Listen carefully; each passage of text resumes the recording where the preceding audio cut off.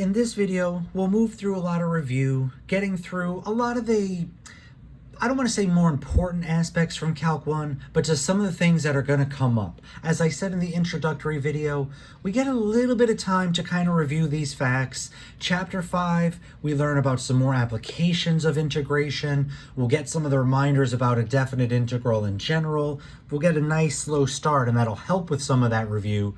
But once we get into Chapter 6, some of those basic ideas, derivatives and antiderivatives, without a doubt, those are the big two.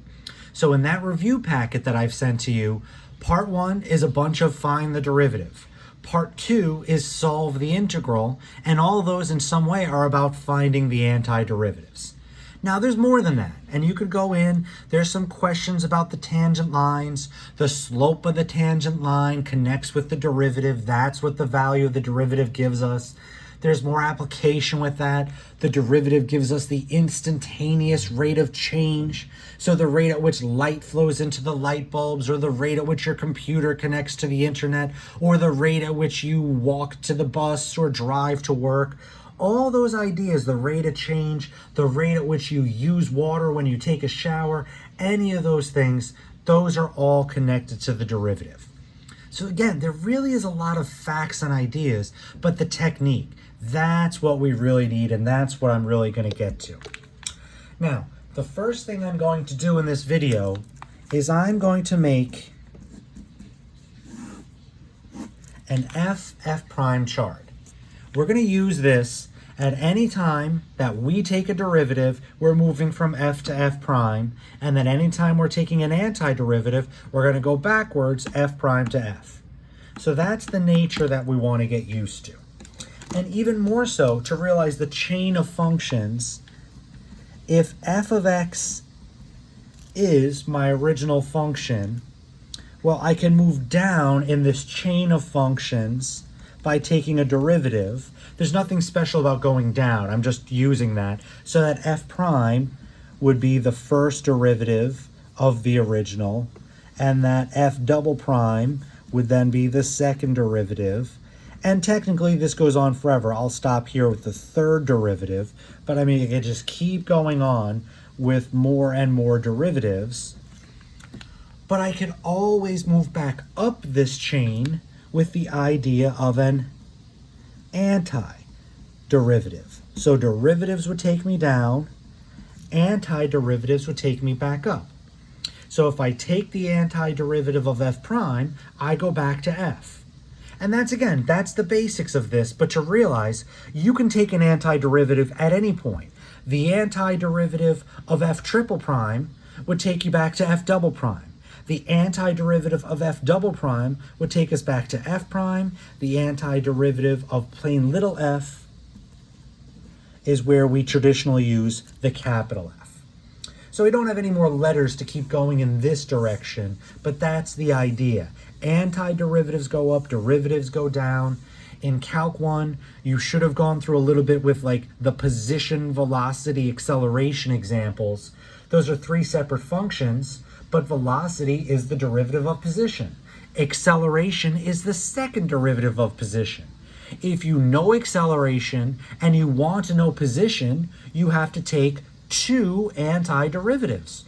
It would be like you're here. Here's your acceleration function. One antiderivative would only get you to velocity, and another antiderivative to get you back to your original position. So again, we can use these, and they are derivative, antiderivatives are essentially operators that move us from one function to another. Now, one more quick reminder, derivatives are basically nicer.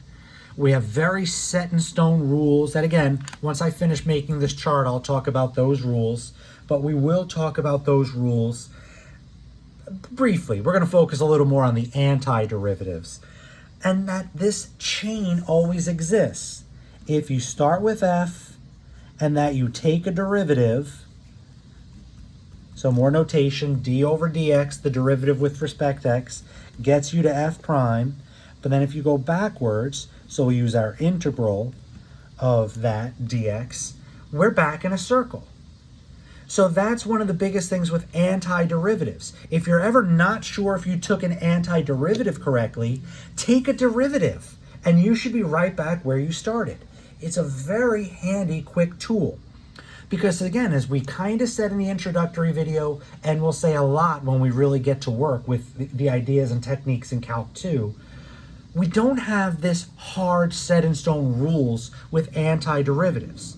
An antiderivative is correct if the derivative takes you right back to where you started.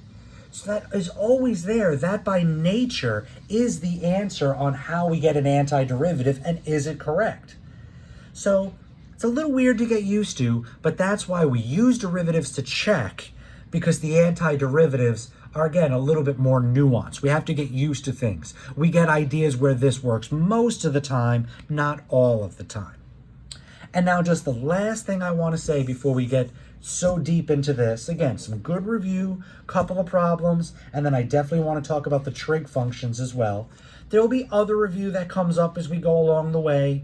Again, in the review packet, there's some critical value problems in there where the derivative is 0 or undefined. How do you find the equation of a tangent line? How do you find the area under a curve? So there's some calculus ideas that, again, we'll get some extra practice with in class.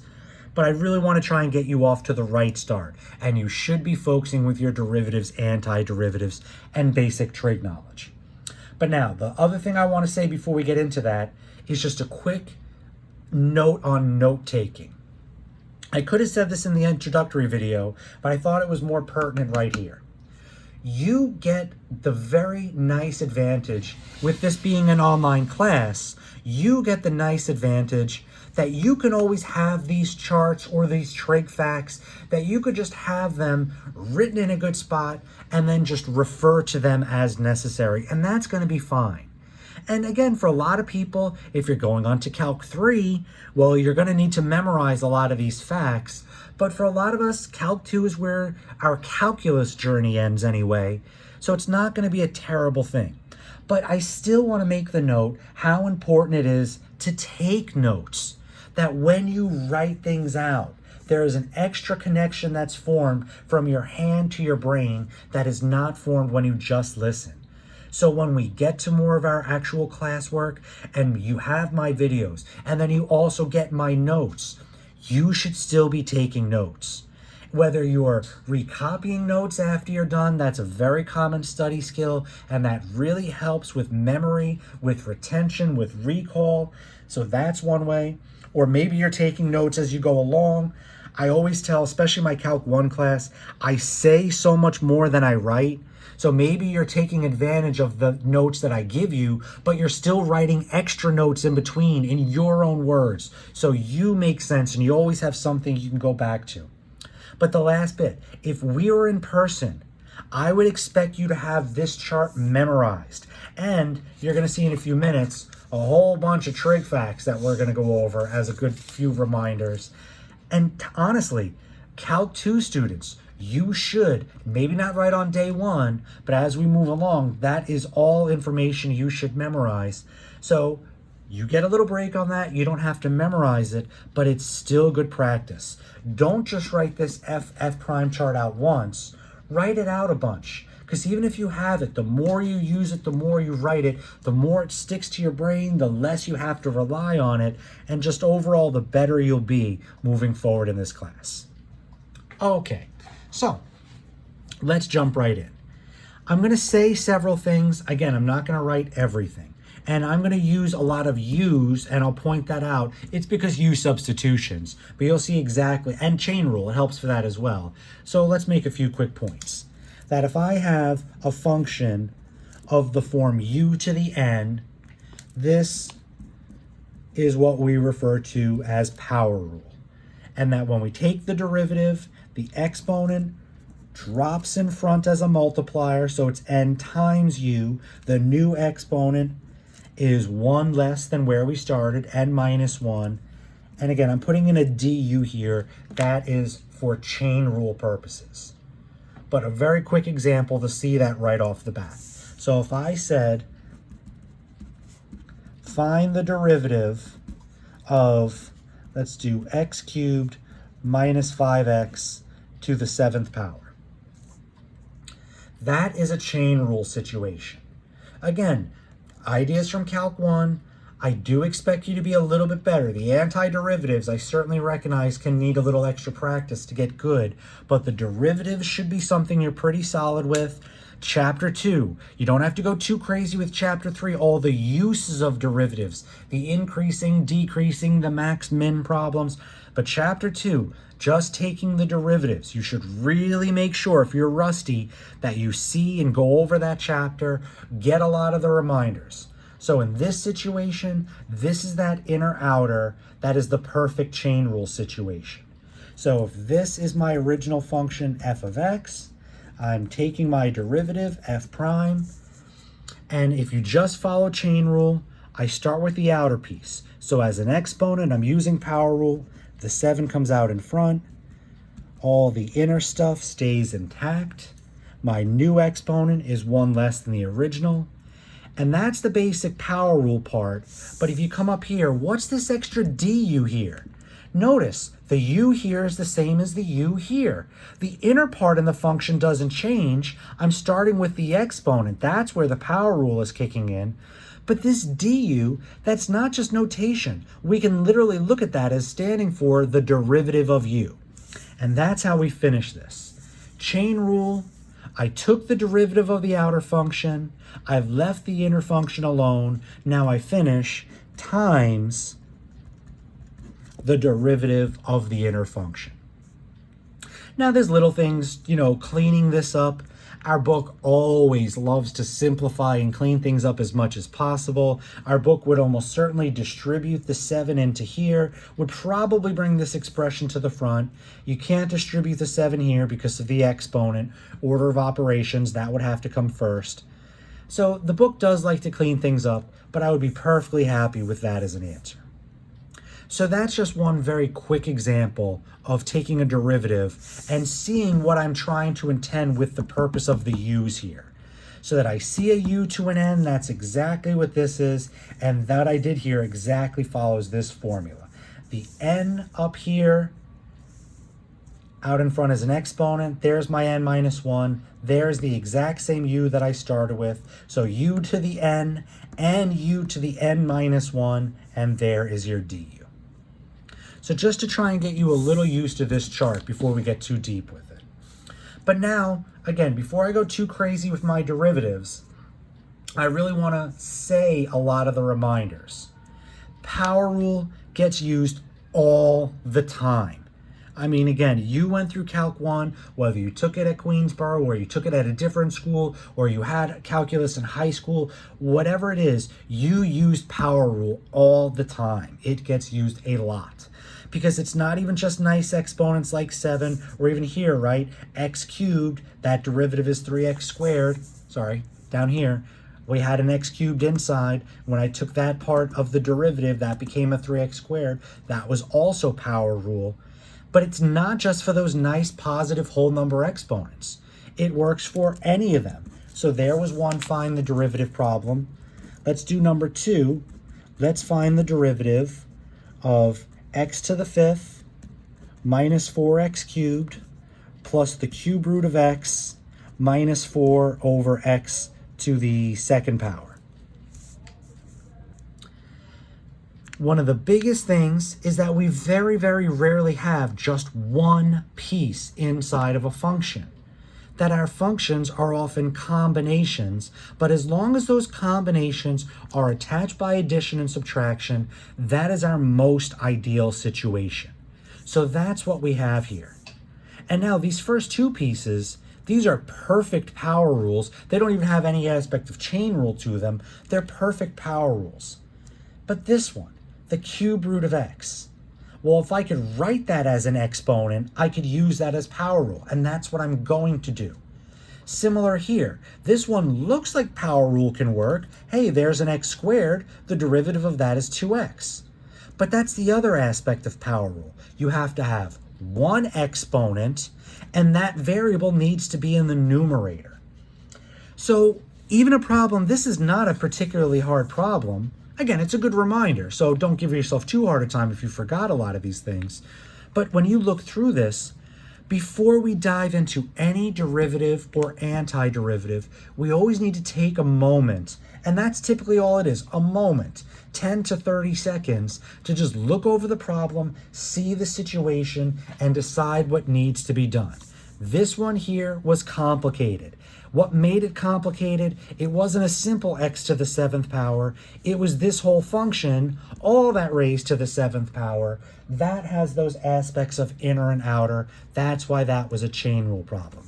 Here, there's 4 pieces to this, but those 4 pieces are separated by, those 4 pieces are separated by addition, subtraction. So this is a good situation, but these two still need rewrites. So I would strongly recommend, don't dump in and start taking derivatives until everything is ready. So I'm still going to write original G. I'm not taking a derivative yet. This is ready to go. Leave it alone. This is ready to go, but this one needs a rewrite. That becomes x to the 1/3 power. Actually, let's even make that the cube root of x to the 5th. So a reminder that all in one exponent move, the radical goes to the denominator and the regular exponent stays in the numerator. So the cube root of x to the 5th is x to the 5/3 power. In this last part, the issue is that the variable is in the denominator, so I bring it up by simply negating the exponent. It's very easy for people to accidentally kind of combine these two rules, that they somehow make this the 1/2 power and this becomes a negative, but you really do need to keep those separate. Hopefully you've been really kind of tested and prodded on that a good amount in Calc 1, so you have enough experience, but just in case, it's a good reminder, because again, that still comes up a lot in Calc 2. Now, I've said a lot, but now I'm ready to just finish with a quick and easy derivative. This, nothing fancy, 5x to the 4th. Here, you've got the extra multiplier out in front. That gets left alone. You just multiply the 3, so I get a minus 12x squared. This is a fraction, so what? Still goes out in front. 5/3 x, subtract 1. Everybody, this is Calc 2, but it's still very common that people goof fractions. There is no shame in writing this off on the side, taking a moment to make sure it's done right. When people write 5/3 x to the 4/3 power, that's a terrible mistake. Off on the side, you're subtracting by 1, which is 1/1. You get a common denominator, which in this case would be 3. So this becomes 3/3. And now the work just happens in the numerator. This is the 2/3 power. And then here, just because this is a negative exponent, so what? It's still power rule, just like with the fraction. -2 times -4 becomes +8, and I get x to the -3. You're still subtracting 1. It's very easy. Again, you're seeing a lot of the common little mistakes that come up in Calc 1. It's easy in the more common cases. The number is going down, and then people say this should be a -1, but you're subtracting 1. And it's already negative, so -2 minus 1, that's why we get -3. And just like I said on this problem up here, everybody, that's a fine answer. You know, again, the book, you started off with a radical, you had to make this conversion, you can convert this back to a radical. This is now the cube root of x squared. That's fine, but it's not necessary. And then similar here, 8x to the -3 is fine. The book would almost certainly write that as +8 over x to the +3. But again, you needed to make this move to make your life easy with the derivatives. After you're done, if we're going to use the derivative for something, it's probably in our best interest to get rid of negative exponents, to not have that kind of easy to make little mistakes with something like that. But if it's just finding the derivative, that's perfectly fine. Okay, so now we're back up here. So that's power rule for derivatives. Other rules for derivatives, we have product rule, when stuff is attached by multiplication. If we can multiply it out, we'd be better off. So just over here, let me sneak in problem number 3 up here. If I had 8x squared times x plus 4, I could use product rule to take that derivative, but it's a lot easier to just say, let's make this one h. So again, recognizing the multiplication, Well, either I use product rule or I get rid of the multiplication problem and I multiply. That would become 8x cubed plus 32x squared. And now that would be the easiest derivative we have on the page. Taking your derivative, simple addition, nothing fancy, 24x squared plus 64x to the first power.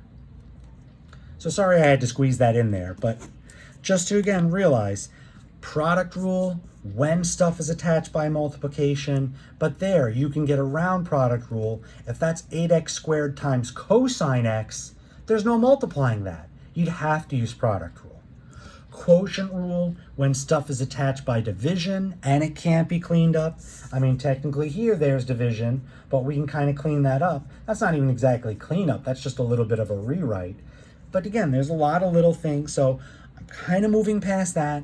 I really want to get into the trig and talk about antiderivatives. So many other rules, people are happy just leaving one line, but this is a common one. That we use power rule so often, so let's get a separate rule here for the antiderivative. If I start with u to the n du, the antiderivative, well here I would add 1 to the exponent, and I divide by that new exponent.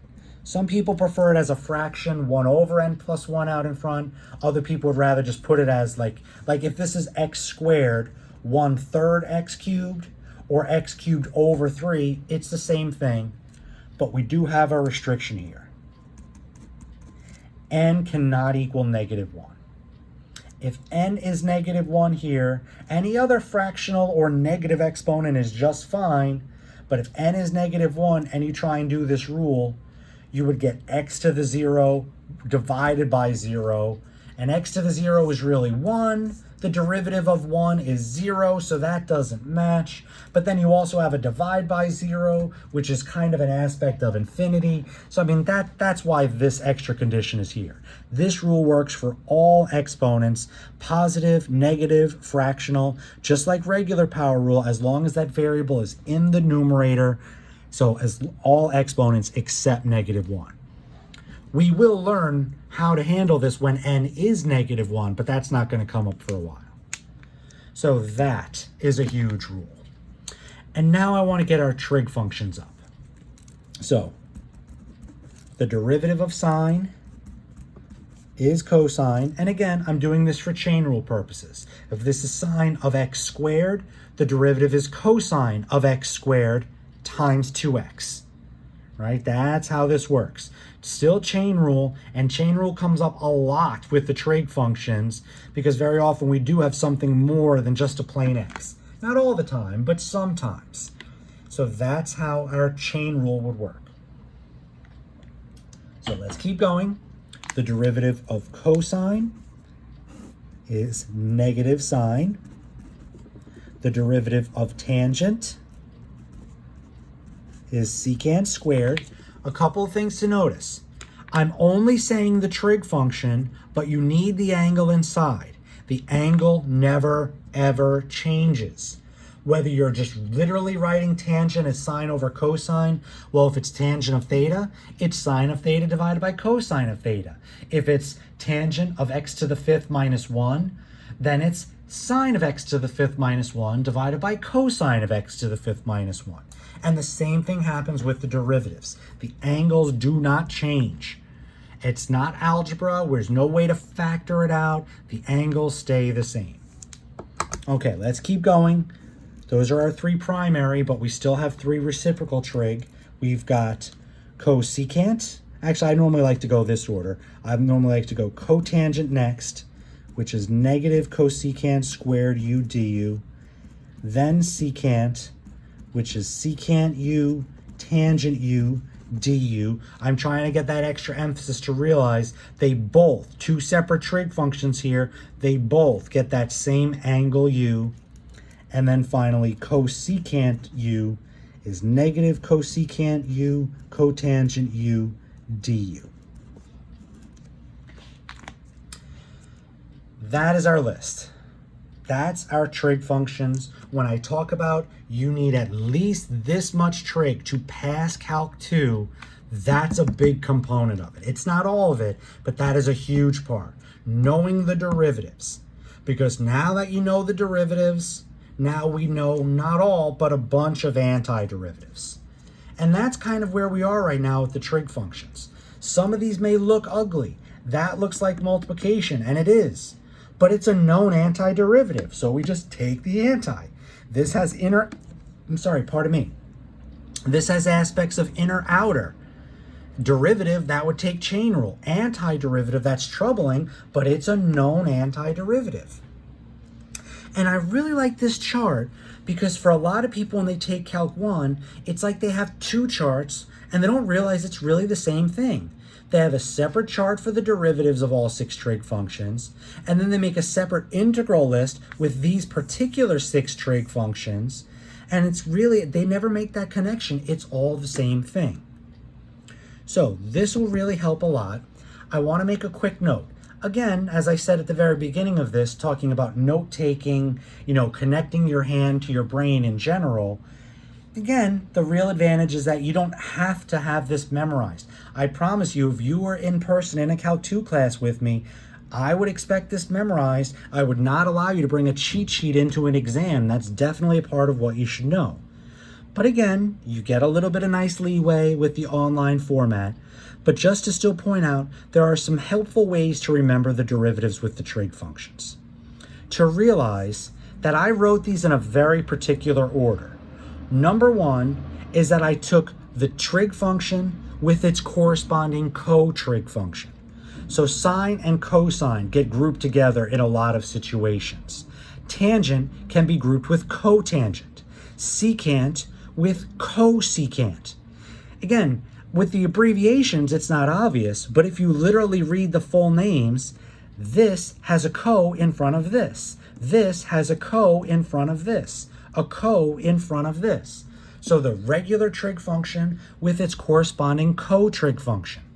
Notice the co-trig functions are the ones with all the negative derivatives, and the regular trig functions are the ones with the positive derivatives. Now, that's not the worst mistake if you accidentally get a little extra negative, but we try and avoid, we talk about getting an A and the difficulty, all the little possibilities for mistakes. An extra minus that shouldn't be there certainly would qualify. So that's a little way to try and help. The co-trig functions get a negative when you take a derivative, and the other ones, the plain ones, do not. There's one last thing, and this last piece is not the most helpful. It's helpful, but you got to be very clear with what I'm saying. And the first thing I want to point out is that sine and cosine come up far too often for us to have any trouble with those. Those, again, just need to be known. There's no excuses. They are by far the 2 most common trig functions we will see in any situation or context, no matter what it is. So to definitely just know those 2 derivatives. But now looking at the others. You know the co's are going to get a negative.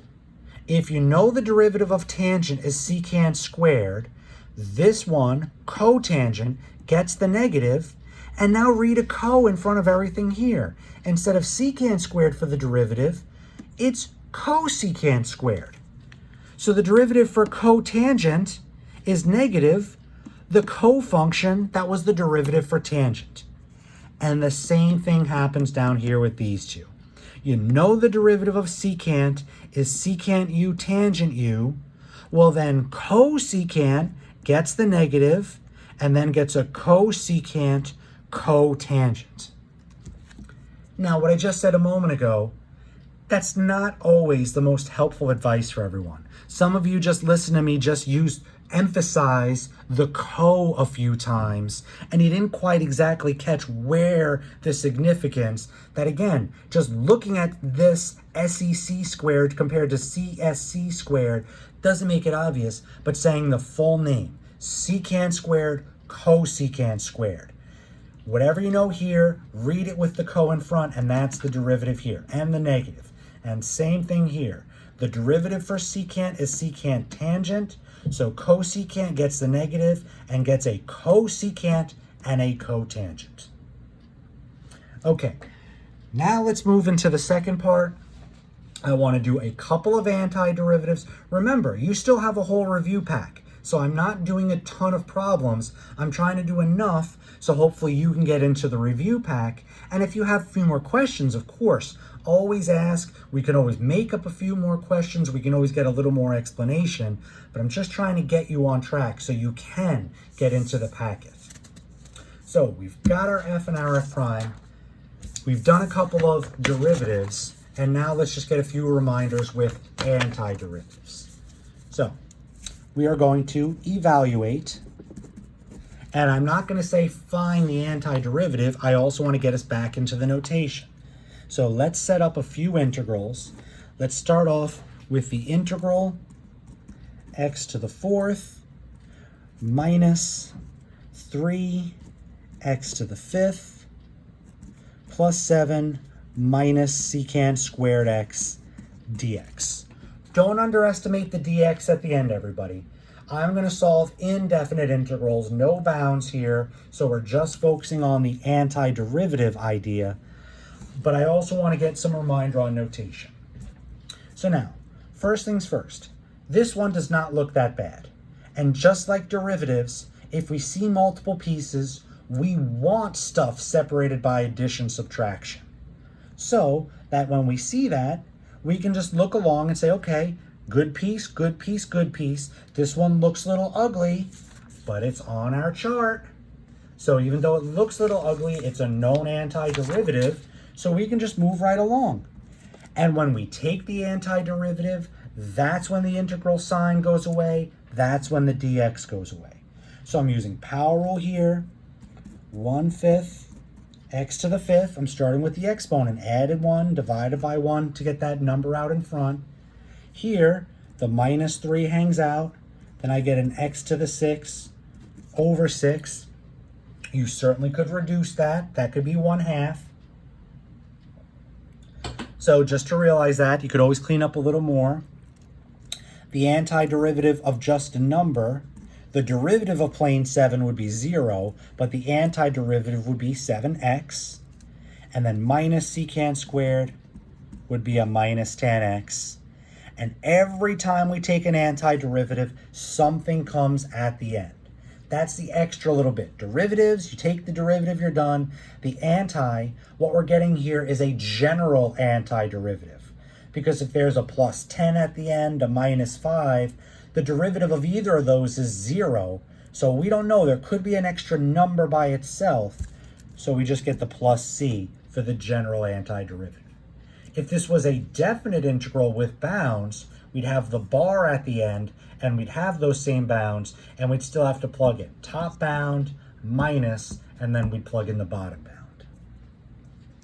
Okay, and now before I just move on here, again, yes, I could clean that up a little bit, but I want to point out what I was saying at the beginning of this video.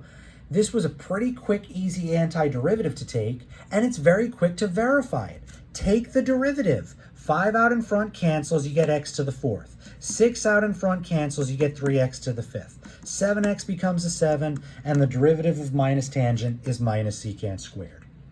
That is a very good confirmation. If we know our derivatives, we can check every antiderivative.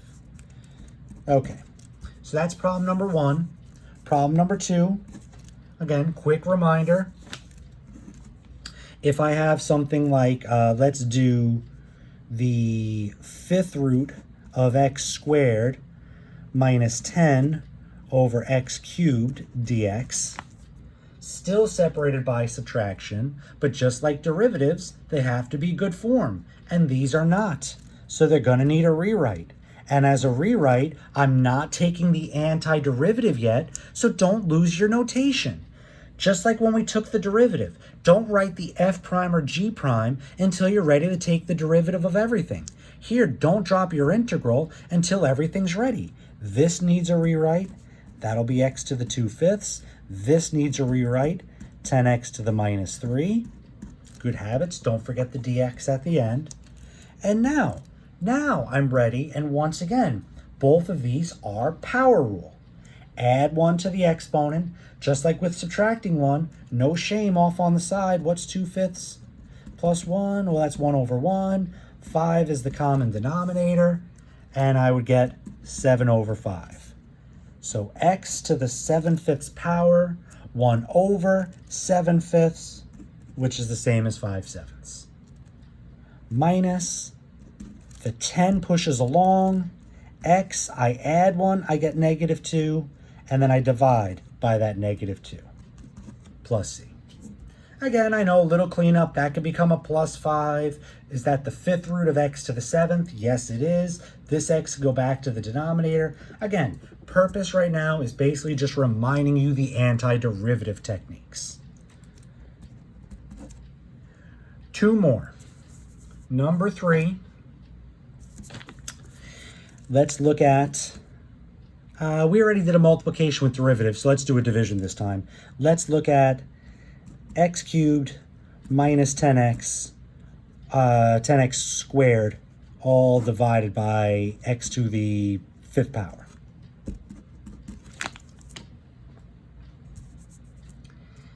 All nice looking pieces, but I can't ignore the division. That division, we have to stop. When we have multiplication or division, there's something extra. With derivatives, we have product and quotient rule as an option. We are not going to get a product or quotient rule for antiderivatives. We will get some other techniques. Chapter 7 is all about higher integration techniques, but in the beginning, it's about manipulating. Maybe it's a little trig expression that we got to manipulate some here. And, I intentionally picked one so that if you factor, it still doesn't really help out too much. We got to do the individual division. And that's still the rewrite part. We're not taking an antiderivative. This becomes x to the -2. This becomes minus 10x to the -3. And now I can take my antis. X to the -1 divided by -1 minus 10, x to the -2 divided by -2. Again, more cleanup of things. Really was just trying to emphasize the cleanup. And then once we do that cleanup, that rewrite, then we can take a nice antiderivative. Okay, number 4, which we're going to do in a few different ways. And then, like I said, still have a few facts, trig facts that I want to say. So number 4, what if I have something like 8x cubed times x to the 4th minus 1 to the 7th power? And again, we're going to manipulate this. This is what we're going to do first. But then I'll point out if it was 8x cubed times the square root of x to the 4th minus 1. 8x cubed times cosine of x to the 4th minus 1. We're going to see these as alterations in just a moment. Now we're in some real trouble. Multiplication. If I was going to multiply this out, first I'd have to take care of this exponent. And if this exponent maybe was only squared, well, that's not so terrible. To multiply x to the 4th minus 1 times x to the 4th minus 1, not bad. But to really multiply that out 7 times, that's ridiculous. We're stuck. And at this point, the only tool we have for antiderivatives when we're stuck is what we call a U substitution. I wanted to show you one of these because sometimes U substitutions get explained slightly differently in one class to another. So the textbook does a pretty good job, but I really think it's about seeing the inner-outer situation. Eventually, and this is why you'll see in a few minutes why I'm doing this in terms of U. This whole chart is made in terms of U with U substitutions in mind. That's why I did all of that. So I'll come back and point that out in a moment. But when you're thinking about when do I need a U sub, first step, when do I need a U sub? Well, if we can't find the antiderivative by traditional techniques as we're seeing above, well, that's kind of our last resort. Okay, well, how do I pick U? Well, we truly want to pick U so that it eventually works with one of these forms. But at this stage in the game, most people remember pick U as what's inside. Not many functions at this stage are going to offer us too much variety there, like we're going to have so many choices. So right here in this one, there's a mess here, but there's only one piece that has that inner-outer setup. Here it is. There's the inner. So let U be the inner part. Not the whole thing, not the inner and the outer, just the inner. And just like I was doing on my chart, then I'll move as soon as I identify u, then I will find du, the derivative of u. So this is technically notation. Here I need the derivative. So the derivative of x to the fourth minus 1 is 4x cubed. There's also technically implicit differentiation here. So make sure you include the dx. Some people put du over dx here. It works just fine and is actually a lot easier for a lot of people. U gets marked du, and over here are the x's. After you take the derivative, it gets marked dx. Now, again, in the book, they talk about trying to substitute this cleanly. And they would look up here and go, oh, look, 8 can be written as 2 times 4, 4x cubed dx, group that together, and substitute all of that for du. You know, that's true, but not everybody sees things that way. So I think a good way, a good step process that we all can follow, solve this for dx. Dx will always be in the problem, so we could always make a clean substitution there. And technically that's 4x cubed times dx. So I divide the 4x cubed over, and now I'll come down here. A u substitution doesn't take the antiderivative. It's just trying to clean things up so that you can take the antiderivative with our traditional measures. So for the moment, the 8x cubed is hanging out. This became u, and u is to the 7th power. And we solve this for dx. So all of this can go in place for dx. So I get du over 4x cubed. If we needed a u substitution in the first place, and then we picked the right u sub, this should be the stage that we see it's working. We're not done, but we should be able to completely transform this problem to u's and get rid of the x's. And that's exactly what happens here. The x cubes cancel. The fact that the 8 and the 4 reduce is just a nice little bonus, but that's not necessary. If this was 8 over 5, no big deal, kick it out in front. But now we're in a good spot, and now we're using this rule. See what I was saying a moment ago? I was picking u to make something match here, and that's where I am right now. I've got u to the n du. The 2 pushes along, u to the 7th du is your u to the n. So I get 2 u to the 8 over 8 plus c. Again, I want to clean that up, 1/4. U, because the 2 over 8 becomes 1/4. U, now I back sub x to the 4th minus 1 to the 8th plus c. And that would be our answer. Now I mentioned both of these. It's the same u sub. Both of these, even though they look different, are the same situation as this. Multiplication or division, but there's the inner. There's the inner. Both of these would have the same u sub. You'll end up in this one, you'll end up with 2 integral cosine u du. Right here. You picked u as what's inside the cosine. You end up with the cosine u du. The anti will be a sine. So you'll end up here with 2 sine u plus c, and then you'll have to back sub. In this one, you'll end up with, you'll still have to rewrite that as a 1/2 power. So you'll end up with 2 u to the 1/2 power du.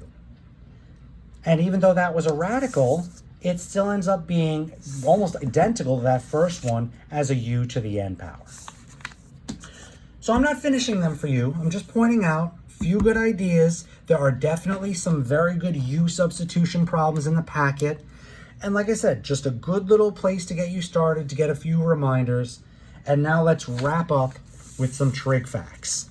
The trig derivatives, that was a huge part. What else should you know? Well, I've got several trig facts written here. First thing, I've got a reference angle chart. You should know the values for sine and cosine for 30, 45, and 60 degrees, which again, there's really, you can always think in degrees, that's not a problem, but realize in class, in our book, in our problems, we'll always get the radian measures. So those are absolute musts. Some people like to include the 0 and 90. Other people use their boundaries from the unit circle. the idea that x is cosine, y is sine. So when you're on any of the boundary points, the xy pair is an easy way for you to find the values for sine and cosine. I mean, even if we were in class, calculators can help with several of these items, but calculators don't replace this information.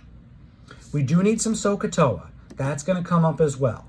The opposite adjacent hypotenuse setup, make sure you have theta. If theta's up here, then this is the opposite, and that's the adjacent. But with theta in this bottom corner down here, we have the opposite here, adjacent here, and hypotenuse is always across from the right angle. Sine is opposite over hypotenuse, cosine is adjacent over hypotenuse, tangent is opposite over adjacent. Okay? What about the other trig functions? Cosecant, secant, cotangent. You don't need to know SOHCAHTOA, you just need to know them in terms of sine and cosine. So I forget if it's your front or back cover, but one of the covers in your book has this trig information and a whole lot more. The other big thing they have, this Pythagorean trig identity, I think it gets used a handful of times in Calc 1. We are going to use that a lot in Calc 2.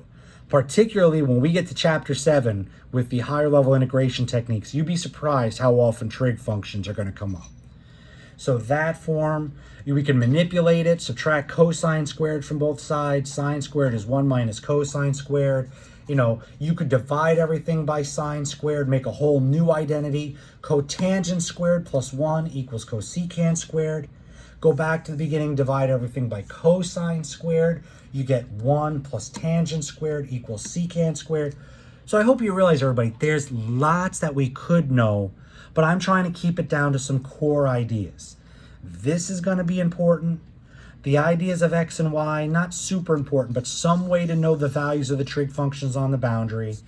Definitely need to know your manipulations so that, you know, we could simplify trig functions when they come up. If you have sine times cosecant, well, that's sine times 1 over sine. You could just cancel those. So those are a few other ideas, and right triangles. Now, I had this problem written up. Given sine of theta is 12 over 13, evaluate all the other trig functions at theta. I did this with my Calc 1 class. I want to do a harder version of that with you. I think it's very worthwhile to point out the facts that we're reinforcing, but I think you should also get used to what you are going to see. Because in Calc 2, you know, there are ways to get through this problem just being very clever with your calculator. Finding the angle theta, you know, and then evaluating and knowing how to flip on your calculator and getting decimal values. So there are some clever calculator ways, but similar problem and a calculator won't help us here. Given sine of theta is x over 4, let's evaluate the other trig functions at theta.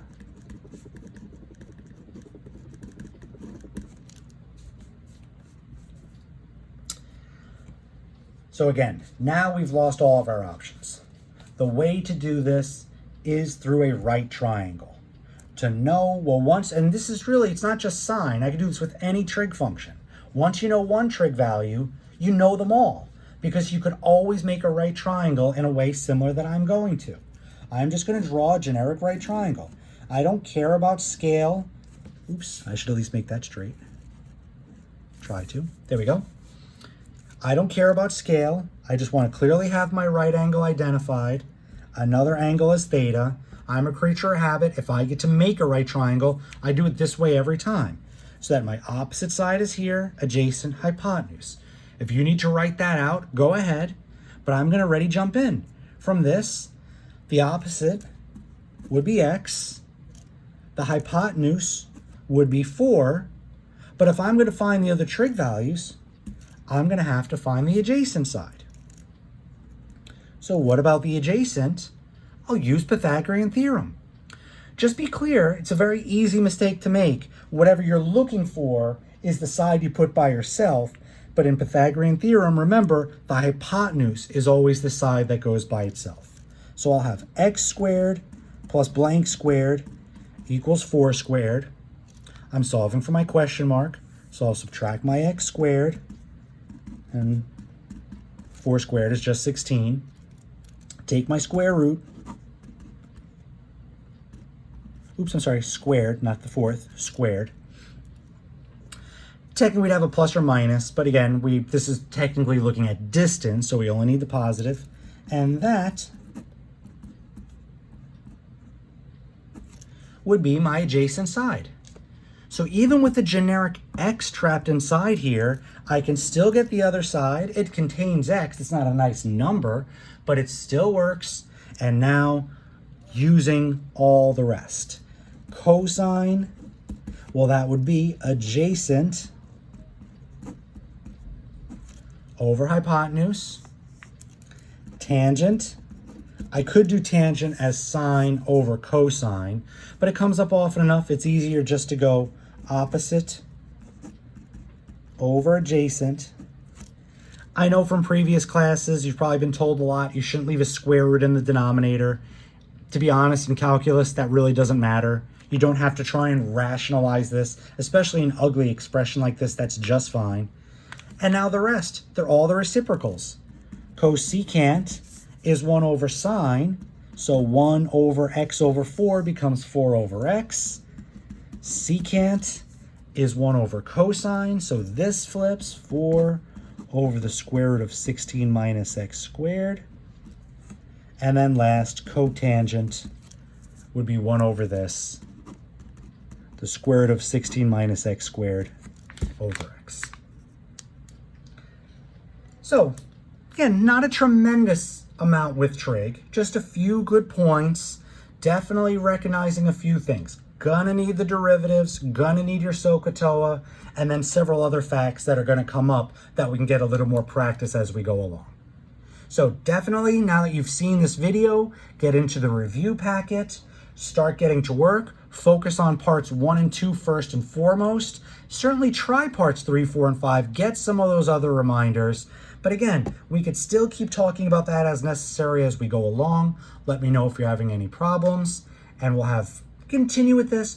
Next week, we still start a little slow. We still get some reminders about area before we jump into volume, so we still have a little more time. But again, don't ignore this. Make sure you're working on your derivatives, antiderivatives to get off to a good start.